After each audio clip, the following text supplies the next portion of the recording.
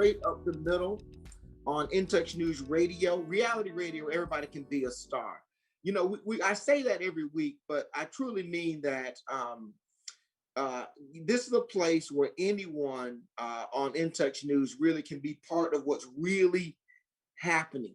We don't have the overarching infrastructure and layers of production and directors and strategists and all those kinds of things that I think sometimes get in the way of getting real information out to people in the community. In Touch News is a grassroots radio station that really seeks to serve the community nationwide. And it is really the future, I think, of communication and messaging that I think allows individuals to tap into what is happening in their community. So I just want to welcome everybody to In Touch News Radio this morning.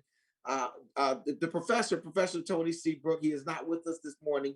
He is off educating the youths of America so that they can do what they need to do. And I say that, you know, affectionately, but I think it's important that we embrace our educators. They're in a tough space right now with COVID and some of the things that have happened. But we want to just lift him up this morning. And while he's not here now, when you're not around, you know the deal. At the family reunion, get talked about. You know how it works. If you're not around, you're going to get talked about. And let me just check with my guest that I have holding right now. Mr. Stewart, can you hear me? Mr. Stewart, can you hear me? I can see you, Mr. Stewart, but I can't hear you. You need to get your camera down a little lower so we can see that. There, see your face.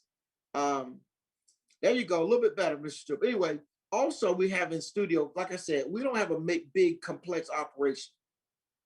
We have a simple operation. In our studio, we have Princess Anna, DJ Anna, as she is affectionately known, who makes sure that everything operates technically appropriately from the studio side of things and keeps things on track and timing us. You know, I just want to encourage everyone to embrace the In Touch News station and its concept because they are absolutely a wonderful organization. So with that laid out, let's get into some discussion this morning. You'll hear me going back and forth with Mr. Stewart, trying to get him taken care of because he's a civil rights icon. And when I say Mr. Stewart, I'm talking about none other than Attorney Delano Stewart, who is still having some technical connection issues right now.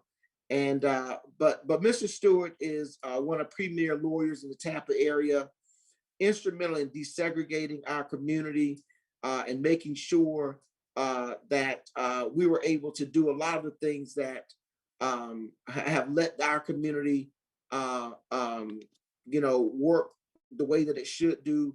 So I just want to say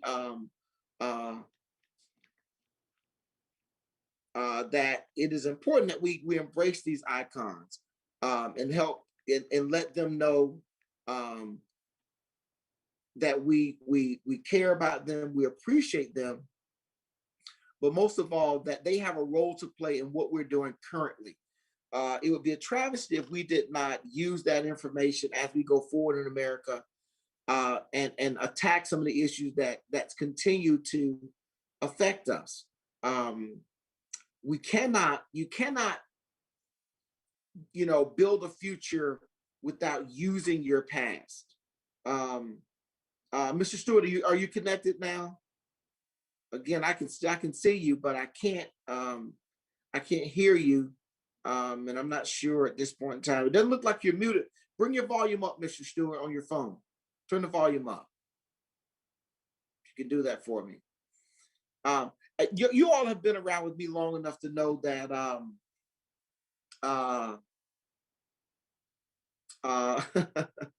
you all have been around me long enough to know that when the professor's away, sometimes I'm accused of this show getting off the middle, getting out of the middle of where it is. And that's understandable because I struggle with really, truly appreciating the Republican perspective. And the last 4 years really brought that home. They really, really brought that home to me that the Republican Party lacks a conviction with its supposed ideals that they espouse. You can see one of those, I thought, was when, if you really look back and say, well, when they embraced the old Confederate ideology and imagery, that was one key fact, because really, there's no role for anything Confederate in America at this time, but for its historical, looking at it from a historical point of view, so that we don't have those things happen. Mr. Stewart, are you there now? Can you hear me? Again, I can see you, but I can't hear you. So hopefully we can get this worked out with Mr. Stewart on his phone. But the Confederacy, when it was embraced, because in a nutshell, the Confederacy represents a failed effort to destroy America. Think about that. A failed effort to destroy America. And it's kind of like, and I said this before, it's kind of like losing your homecoming game and leaving the score up on the stadium every week so that everybody can be reminded we lost the fight. But the Republicans embraced that ideology and brought that into their fold many, many years ago, decades ago. That's an indicator to me that there's a lack of commitment to ideology, or maybe the ideology is not what we think it to be. But if we fast forward the last 4 years, it's much more emblematic, though, of the downfall of the whole Republican idea. First, their election of Donald Trump. He may go down as the worst representation of democracy ever. You know, I've always said that if you look through American history, rarely has the election process gotten it so wrong. I mean, gotten it just so wrong. But it did. It absolutely completely botched the entire election process, and as a result of that, you know, we're stuck with what we have, you know, at this point in time. The other thing is about the whole, and I want to get this off my chest now. The other thing is the willingness to embrace ideals for such short-term gain. There's no doubt that these people realize that the things that they're talking about, a lot of things that they're pushing, will not benefit America in the long run. But they did it anyway, and they abandoned the ideals that they espoused to. So today, without the professor here, we're going to go through a bunch of things and kind of talk about some stuff. We're going to talk about the Civil War in the Republican Party. We'll talk about that. We're talking about Ted Cruz showing how his commitment to democracy and commitment to the people of Texas by running off to Mexico when it got too cold and he could not let me do this real quick here. I see Mr. Stewart there. Let me see if I can unmute him myself. Let's see if I can do that and bring him in. Everybody, just hold on for just a minute, because let's see, we got all right, so there we go. And I'm trying to unmute someone who's trying to come into our on our chat here. And so with that being so I just think that, Mr. Stewart, can you hear me now? I hear you very well. Oh, all right then. Now bring your camera down just a little bit for me, Mr. All right, just a little bit more, so I can see, so we get that beautiful face. All right, there we go. Ladies and gentlemen, listen, we have now got with us live Attorney Delano Stewart, civil rights icon from the city of Tampa, the former everything in the law that you can think of. And I want him to come on this show for a while now, talk about a couple of things. One is Black History Month, and he is the embodiment of Black history and what is possible in this country for Black people, and the change that we can make in our own communities and have that spread throughout the state and throughout the country. So good morning, Mr. Stewart. How you doing today? I am wonderful, and I have been trying to get into this very modern conversation this morning. Well, listen, technology. Think about it. I remember the days when we'd have to drag ourselves down to the studio to do shows when you were on the JW Wiles show, and I was doing my show on WTMP. We had to drag us. Now we can stay at home and do It's truly amazing. And what I wanted to start with, listening to what you were saying, I moved to Strat Icon. I am an older gentleman, and I'm appreciative of being able to be the age I am currently 85 and trying very hard to get to 86. But at the beginning of the year and the fiasco that happened during the inaugural week, I had 3 daughters who told me they were going, and I was concerned. And the 3 of them said, "Daddy, the same God that protected you in '63, the March on Washington, and when you went back to the Million Man March, is the same God that's going to protect me." And one of the most heartwarming things that they experienced, they were trying to go to the Martin Luther King statue, but because of all of the discord, and they went to the Arlington Cemetery.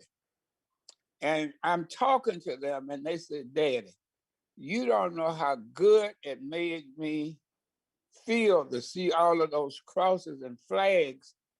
And it just, in my mind, told me about the myriads of sacrifices that have been made by people dying for this country who I didn't know, but had they not died for me, I couldn't be here.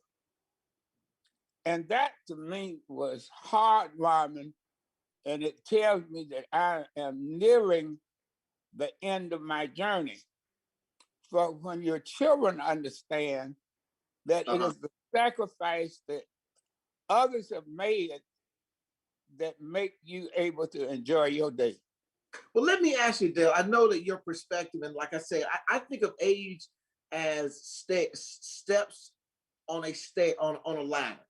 And the older you get, the higher up you go, the more you can see about society. If I could ask you, Dale, to bring your camera down a little bit so we get your face, and there we go. We do video live also, Dale, so people can see you.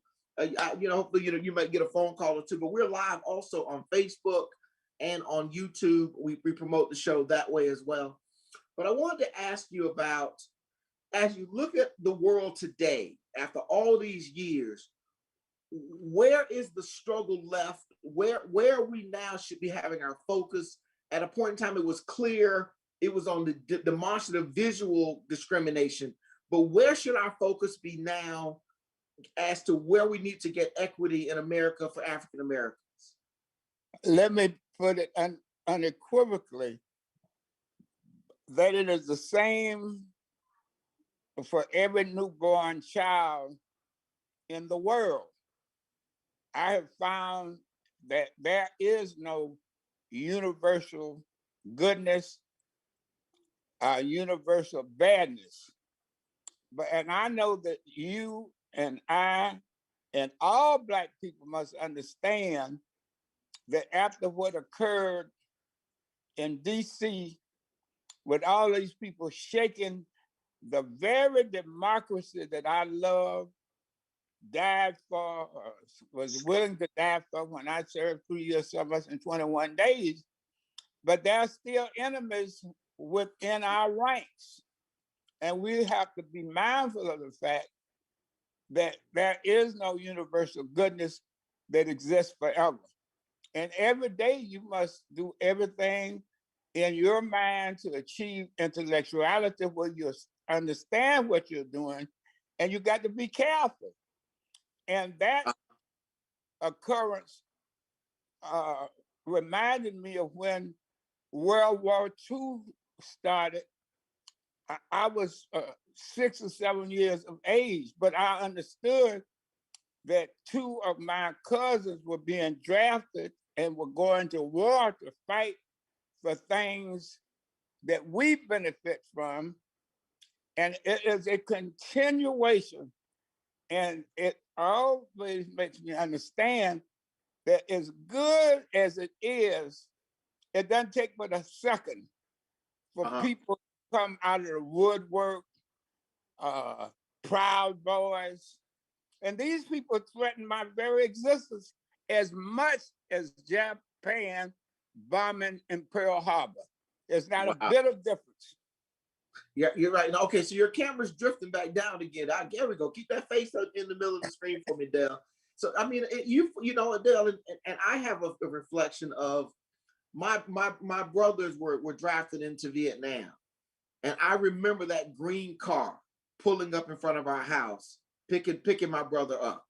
It's like, I mean, to this day, I remember that green car, and I think of him being an 18-year-old just graduating high school. I couldn't imagine going off into that world there. But when I look at the world now, I just think that the platform now is the battle seems to be in an economic front. And it may have always been economics. I think slavery was economics and Jim Crow was economics. But it seems to me the place to fight now is in the economic realm, making sure that people have the financial means to have the kind of life that they deserve in America. What are your thoughts about that? Well, let me say, you cannot have economic means if you don't have power, because power and economics are Siamese twins. Oh, I like that. The Siamese twins. Where there's money, there's power. Where there's power, there's money. And I'm old enough to know if a man and a woman in a community has money, they also got power. You can't separate power and money. So you have to have power. So that means that, and when you say so, if you don't have money, you can't have power, and power equals money. Power makes certain you will have money. And first of all, the greatest example of power and money is Donald Trump is not intellectual. He is not smart. He inherited money, and he used money to his advantage to clip, con, and batter and bully everybody he's ever encountered. And if you go down his record, he has never been fair. Everybody who invested with him in Atlantic City, those casinos, is broke, but him. Let me ask you, Dale, about, since you brought up Donald Trump, why did America elect Donald Trump? What was it in America that said, we want this guy to be our president? Because he understood that Obama had been president, and that white people who had been taught all of their lives that they were superior and they could not beat this African-raised half-breed, they were frightened. And when you have been lied to all your life about your superiority, and then you got a black man who's in control and who the Speaker of the House says he will never get a bill passed and he will be a one-termer, and they could not stop him from winning twice, and white people got frightened because they believe, and they are guilt-ridden because of all the things they have done with us. So that makes them afraid that somewhere we're going to give them payback. But we are people of faith. They will be paid back by a greater power than they are and that we are. Go ahead. God created us all. Wait a minute. Now you got to say that sermon for Sunday, Reverend Stewart. Listen, everybody. I have with me live on Intex News Radio this morning none other than civil rights icon, attorney Delano Stewart. All things civil rights in the city of Tampa, the state of Florida, nationwide. I mean, he's left a great wake in our community as a fighter at the grassroots level and understanding how you change society.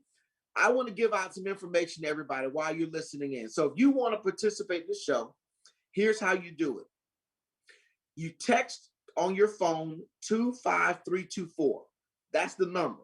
And in the subject, you put in SUTM, stands for straight up the middle. So text 25324, and then put in SUTM. That'll give you a link, and then we can communicate with you directly on our show. We can talk to you. I've got about another 10 minutes with Mr. Stewart this morning. I want to go back to something, because you kind of dovetail Donald Trump into this idea of white privilege, I think, and this idea of superiority, and America is somehow under threat because of Obama becoming president, or the uplifting of African Americans. Is that a good way to put it? That you're saying people are afraid of us rising up, that we may give them payback for the things that they've done. Yeah, that is the primary problem that they have. And when you have exploited a man and exploited a person and exploited a people as we have been exploited deep in the recesses of their mind, and as we gain more power and get more strength, and we're dominating all of the athletic circumstances. Excuse me. And you think about Athens and Sparta, there's always been this divide between intellectuality and the strength of the body and power. And you and I know, when you look at the Roman gladiators, but Socrates was intellectual. So there's always been that struggle between intellectuality and brute strength. And as I said to someone else, all you got to do is look at the new senator from Georgia, who was number 11 of 12. But I am certain that he can get a biscuit. He ain't big as he is now, because he couldn't get them biscuits when they passed by at breakfast in the morning. Listen, listen, I come from a family of 9 kids. I know what it's like when you that line up for breakfast in there, and them big brothers in front.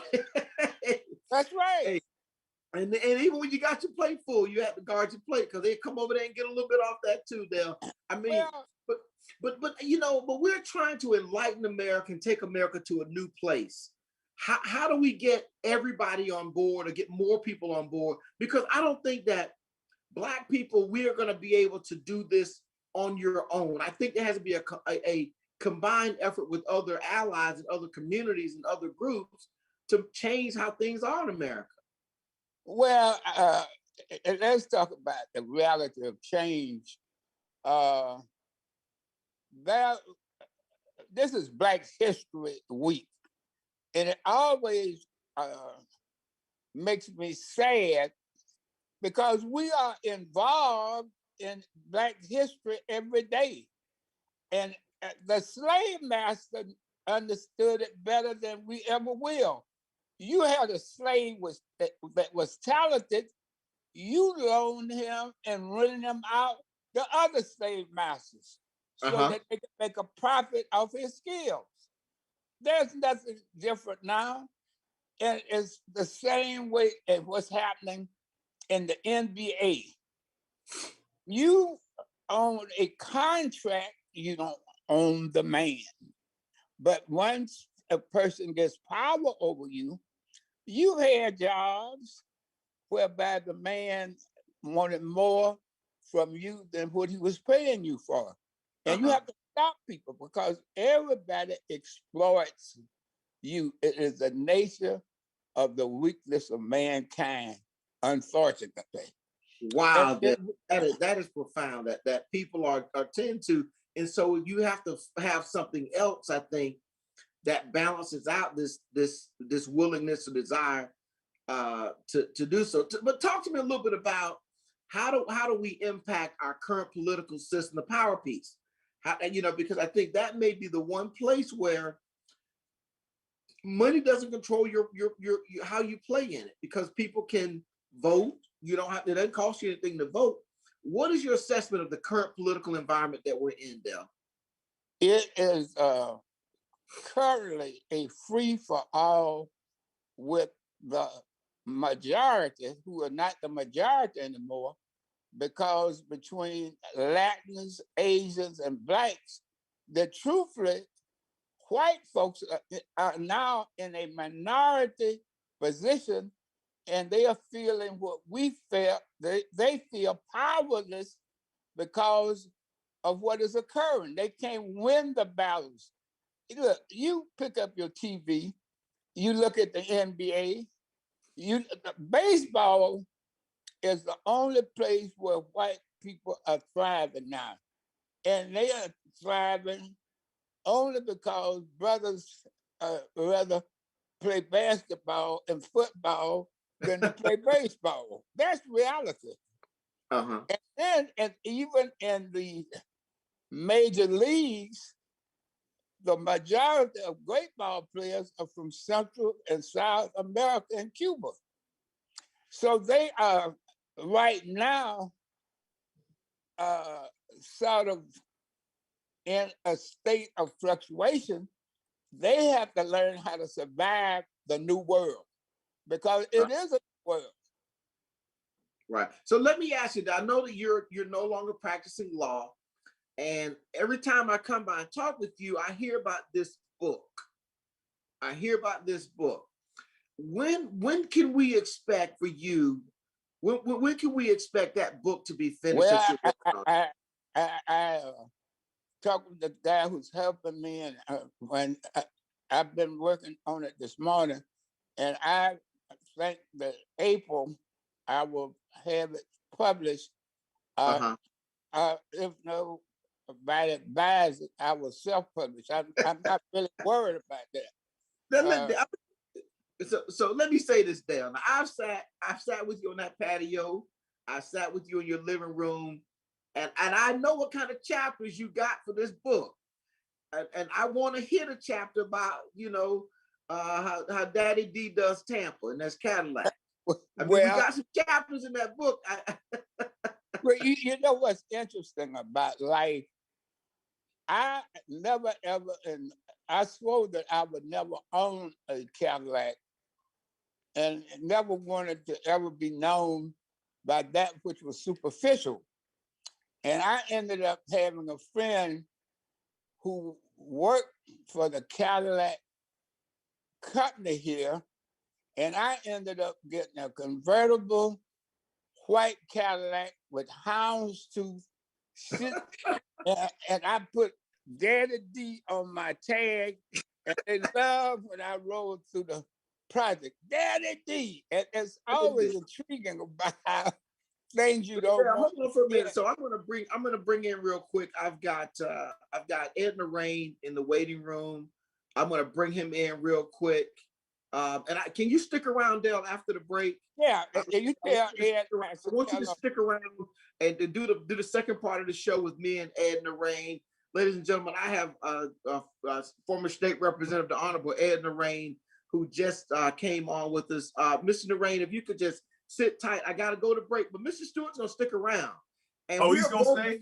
He's used to being the questioner. We're gonna ask you some questions, Dale. You're gonna be on the stand. We're gonna come. We're gonna take a quick break if everybody can stick with us. You're listening to In-Touch News Radio, reality radio where everybody's a star. We're gonna take a quick break, go to the commercials, and we'll be right back with the second part of the show with Attorney Delano Stewart and the Honorable Edna Rain. We'll be right back, everybody. Good morning.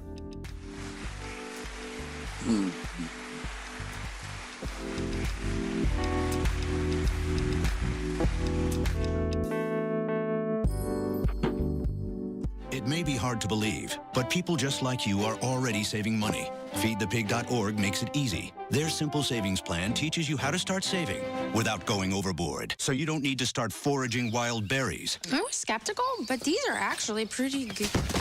You don't need to sell your soul to the devil. $15 is the best I can do. You just need FeedThePig.org. Don't get left behind. Get tips and tools at FeedThePig.org. Brought to you by the American Institute of CPAs and the Ad Council. Welcome to Calvin's Barbershop. You all got to see this. I don't even want to know what you're looking at on that phone. Well, you should. I was learning about the dangers of high blood pressure and that we need to get ours checked regularly. High blood pressure can increase the risk of heart attack or stroke, but this text program can help keep it at a healthy range. Just text barbershop to 97779 to sign up. I'll get right on it as soon as I'm done with this baby panda video.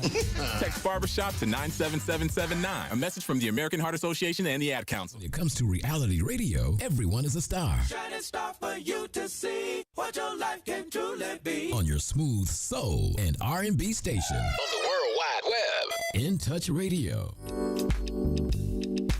All right, we're back live with Undeterred News Radio, reality radio where everybody can be a star. My name is Attorney Clint Paris. I am one of the hosts of Straight Up the Middle. My other host, Professor Tony Seabrook, could not be here with us today. And the whole goal of Straight Up the Middle is really to keep varying perspectives in the public discourse about political issues and issues affecting communities. And hopefully people can be enlightened by that. I also invite everyone, if you're able to tune into the InTouch News website at intouchnews.com.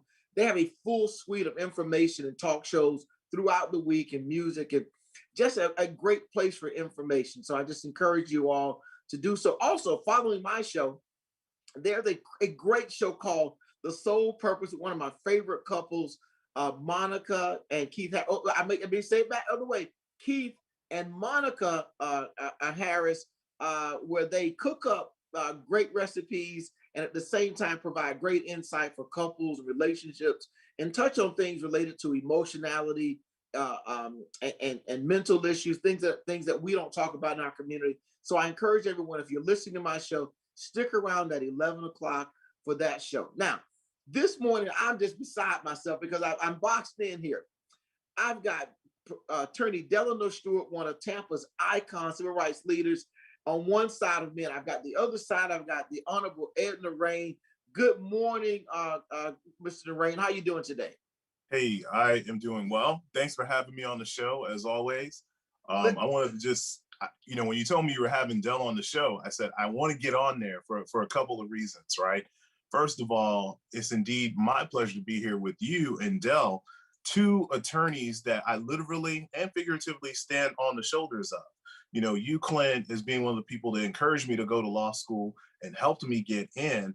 And you, Mr. Stewart, someone who I've long admired and respected and has always been in my ear, like you are all the attorneys in Florida, about doing the right thing.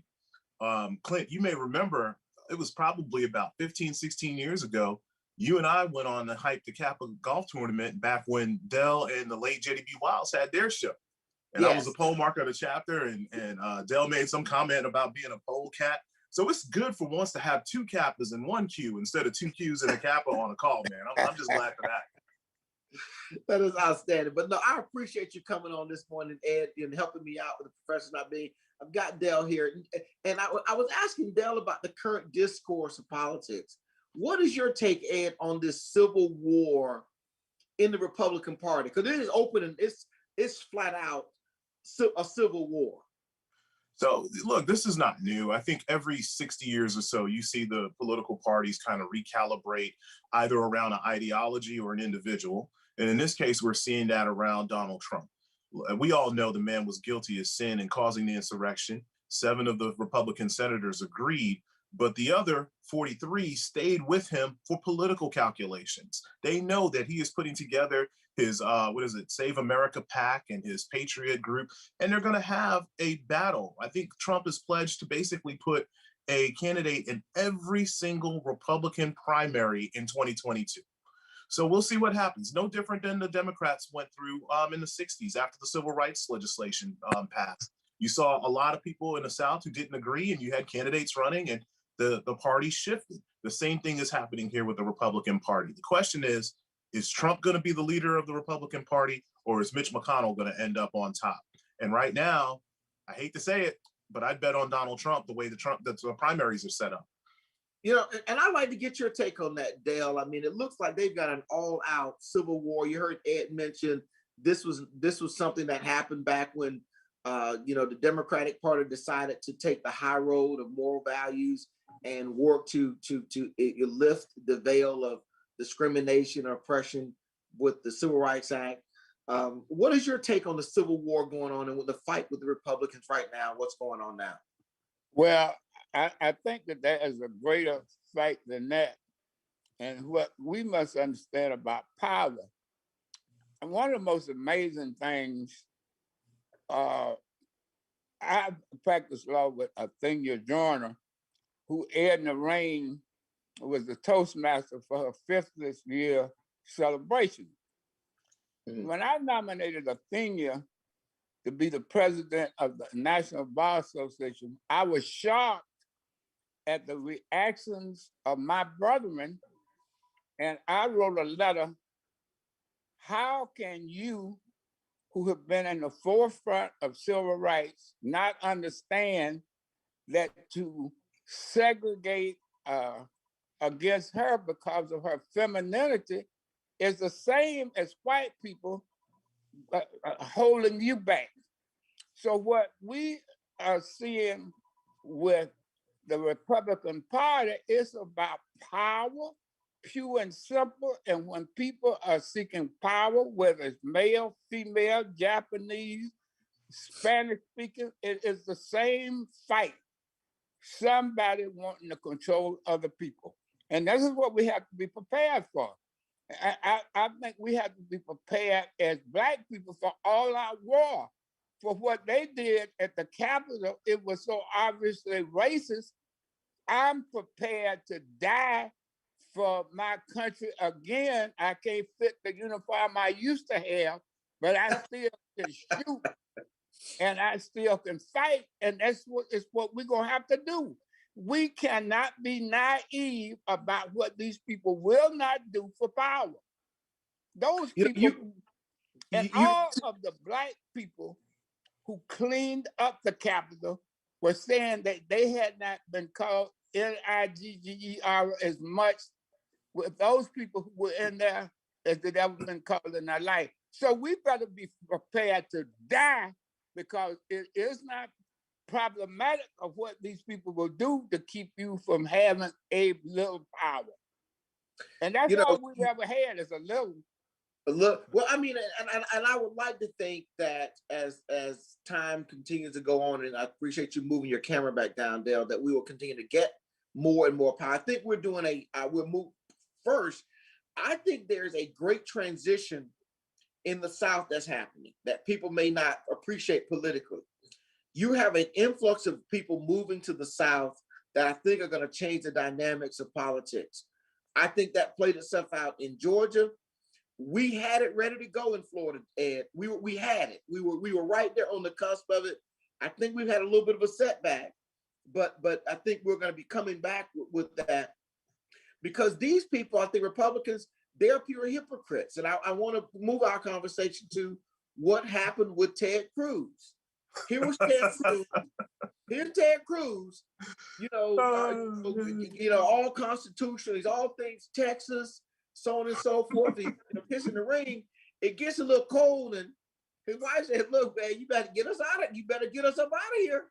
And Dale, you know how when his wife speaks. Well, next thing you know, he's in Cancun with 80 degrees. No, Clint, come on, man. What'd you think, Ed? What'd you think?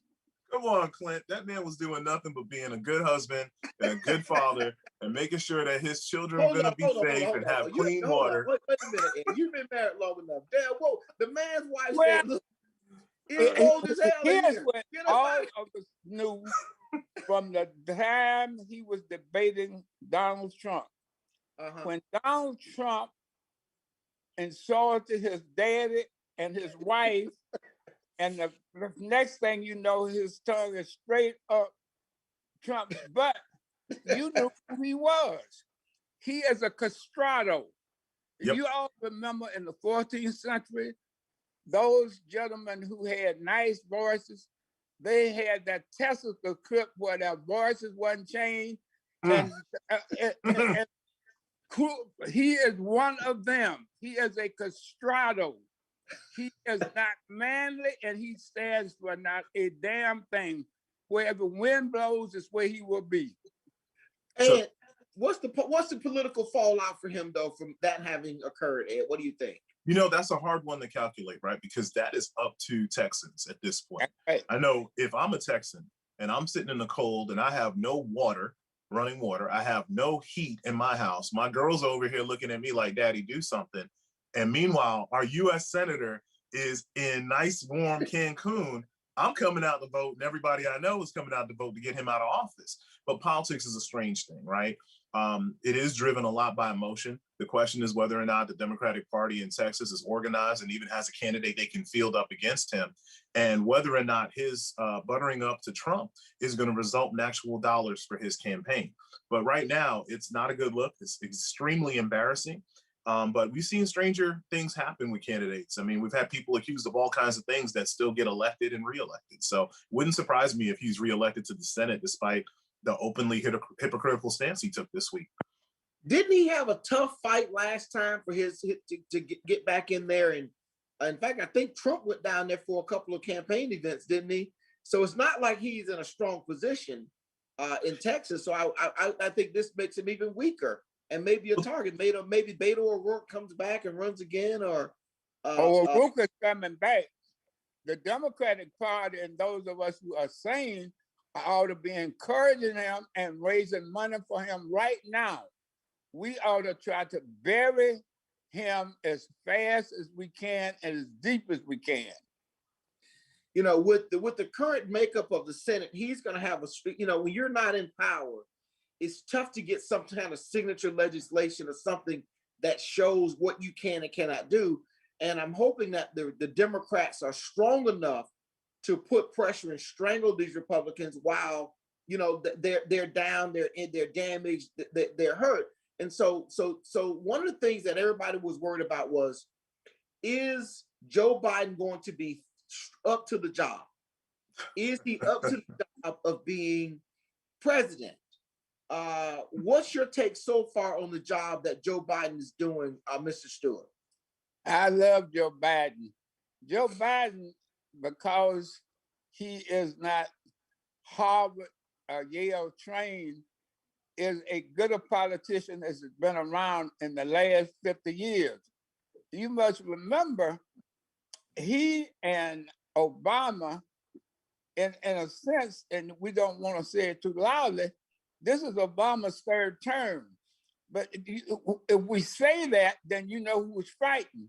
But it really is because he was extremely loyal to Barack, and Barack wouldn't have had the achievements he had but for Joe Biden.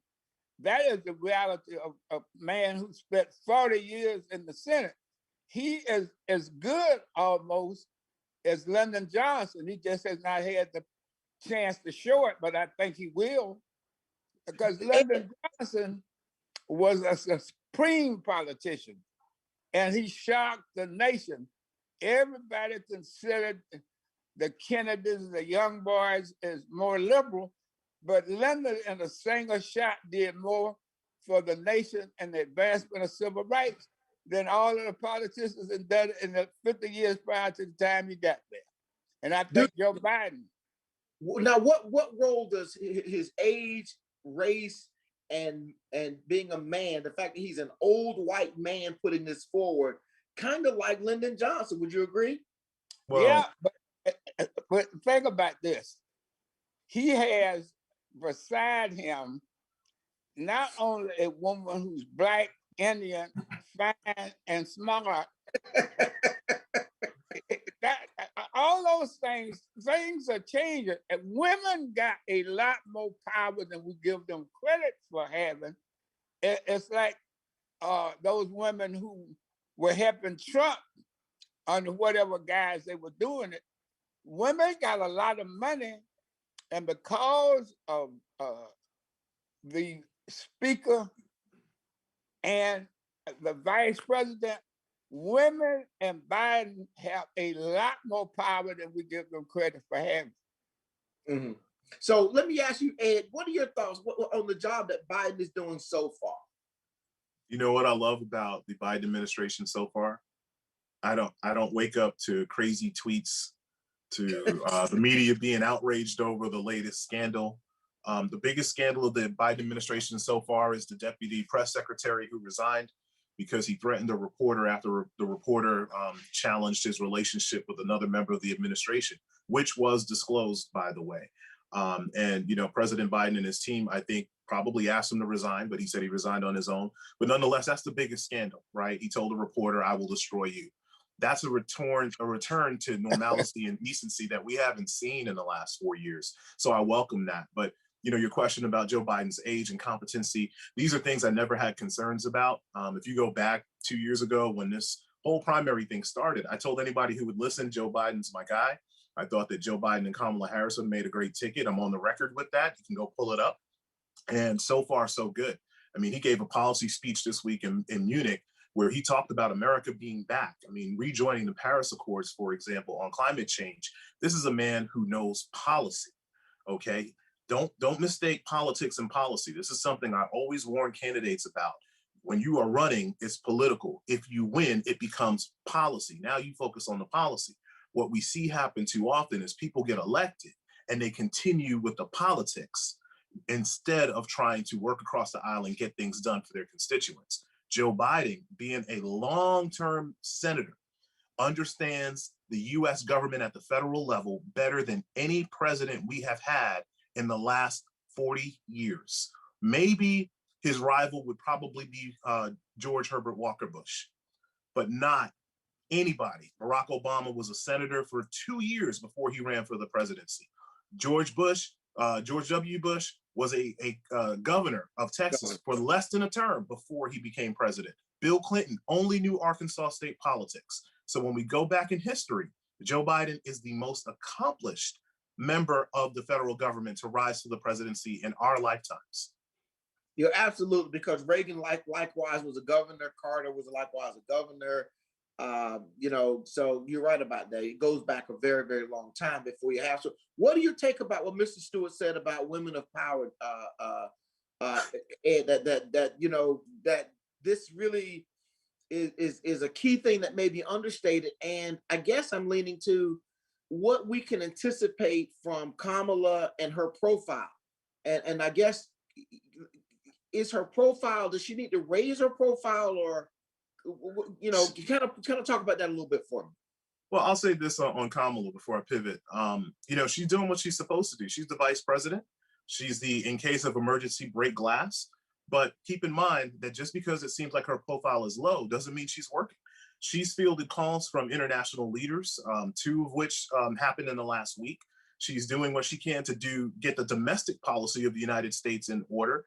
I know for a fact that former Congressman Cedric Richmond, did a conversation with the National Bar Association just this past week. So she is handling her responsibilities and duties. And of course, we saw that she was a tie-breaking vote earlier when she started as vice president within the Senate on a number of issues related to how the Senate was going to function, and of course, with the impeachment trial that just occurred. So she's doing the job. As far as women having power, I think all of us as married men understand that women have power. Many years ago, I was given a talk on behalf of the fraternity at a church, and I said something that I'd heard a long time ago from one of the brothers, and I said, listen, men, we are the head of our households. But if we're the head, that means that women are the neck. And if you've ever had a pain in the neck, you know that your head is not going to turn if your neck is in pain. So women have always had the power. Politically, we saw in the wake of Trump's election back in early 17, the marches that happened, those were women marches, and they took over and they didn't like what happened. And of course, it was Black women in particular who made sure that Joe Biden got elected to the presidency, somewhat in support of Kamala Harris, but also in a rebuke of what they'd seen the last 4 years. Listen, this show is an hour show, and it feels like it's a 10-minute show. We've got about 5 minutes left. And Ed, I'm gonna ask Del about the Kamala Harris profile, and I want to turn it back over to you and let you ask Mr. Stewart any question that you might like to ask. But Del, what are your thoughts about Kamala Harris's profile so far in the administration? What kind of a job is she doing? She's doing a very, very, very good job, and she is sensible enough not to get ahead of herself, because she is the vice president. And she has to be subtle in her moves, but I think that she has a couple of things that enhances her more than her being black. She's black and Indian. And she has, and pulling into the political process, a group of people who have the Indians in America are very, very prominent. And if you don't think so, you look at the number of Indian doctors throughout this nation. If you get sick and you can't enunciate the Indian doctor, you might be in a graveyard the next week. You're right about that. I think there's a great opportunity for her to really take advantage of her multiculturalism, her biracial nature, all those kinds of things. I really do think there's I'm going to be interested to see how that plays itself out. I think she needs to be really savvy about what she takes on, because the reality of it is, I hate to say it, but the reality of it is, we want to get her set up to run herself. We want her well established, answered all the questions about her ability and things that may be floating around when it's time for her to like. So I don't hold the microphone all night, all day. We got a couple minutes left. I wanted to make sure I gave Ed a chance to any questions you might want to ask Mr. Stewart. He's agreed that he will give us an open and honest answer. You may desire to witness, Ed. Well, thank you, Your Honor. If it may please the court, I would ask a question about this Cadillac with the Daddy D tag on it, because of all the stories I've heard from Mr. Stewart, I never heard about that one. I don't know if it was him trying to protect the innocent or what, but I won't go there. Here's what I'll throw at you, Del. You've been around for a long time, and you've been hearing that a lot from us lately. That's one of Clint's favorite sayings. But of all the things that you've seen for Black folks, not just in Tampa, but around the state, it might seem a little bit hopeless, right? We've never seen a Black governor. We've never seen a Black mayor in most of our major cities in this state. We don't see Black elected officials rising up to at-large seats still. What message would you have as someone who's run campaigns, as a former candidate yourself at one point in time in your life? Do you feel like the future is bleak, or do you feel hopeful about the future for the next generation? I am very hopeful. And the reason, think about this. If you look at the mayors of most of the major cities in America, they are Black. And what we must do, and sometimes you have to be careful, because you never want to ever give the enemy a peep into the inner circle of what we are doing. But it is obvious those people who have charge of the cities will eventually become governors. And it behooves us to be able, when Clint says that we were very close, and we're going to be closer because our governor had the audacity to want to lower the flag to half-mast for the a-hole who died on Fox. And we ought to be livid about that, because we cannot allow our governor to promote a racist, and we don't take cognizance of it and beat him everywhere we can beat him. Politics is a very, very nasty game. And when you think about it, I always go, and people ask how we are doing. Well, we're doing very well. Notwithstanding, we shot Red in the pulpit, and we killed on the. So my wife's zooming in another room, and I'm talking too loud. Part of that power there. And you know who's in charge. That power's coming out. Yeah, well, I am getting a hook from the studio, letting me know that it's time for us to wrap up. I want to thank Mr. Stewart, first of all, for overcoming the technological challenges and getting on the Zoom. Listen, Dale, I know I can get you now, so we're going to have you back on a regular basis to give us your insight on what's happening in our society. Ed, as always, I appreciate you stepping in and helping out. I think the professor is going to be on class schedule for the next couple of weeks. So Ed, I may reach back out again, get you back in again.